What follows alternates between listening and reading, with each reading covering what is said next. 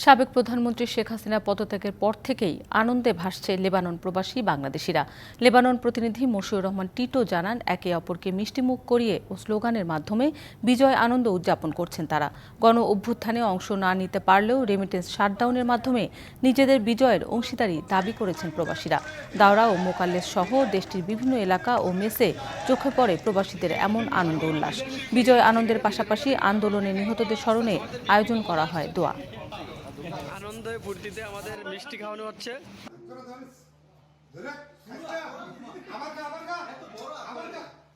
শহীদ হয়েছে, আল্লাহ তাদেরকে জান্নাতের সুউচ্চ মুকাম দান করেন। আল্লাহ আল্লাহ তারা দেশের জন্য শহীদ হয়েছে, আল্লাহ আমরা আপনার তাদের পক্ষ থেকে মাপ চাই। আল্লাহ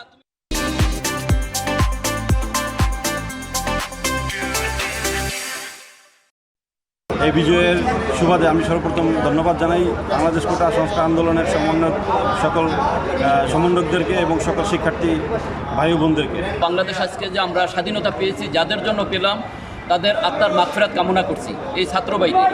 আমরা যারা প্রবাসী রেমিটেন্স যোদ্ধা আছি, ইনশাল্লাহ প্রবাস থেকে আমরা আমাদের সর্বাত্মক রেমিটেন্স প্রেরণ করে এই দেশ পুনর্গঠনের দায়িত্ব আমরা তাদের সাথে সহযোগী হিসাবে ভূমিকা পালন করব। রেমিটেন্স আমরা পাঠাই নাই, দেশ যতটুকু ক্ষতি হয়েছে, ইনশাল্লাহ আমরা রেমিটেন্স যোদ্ধারা সবাই মিলে আবার আমাদের সোনার বাংলা গড়ে তুলব।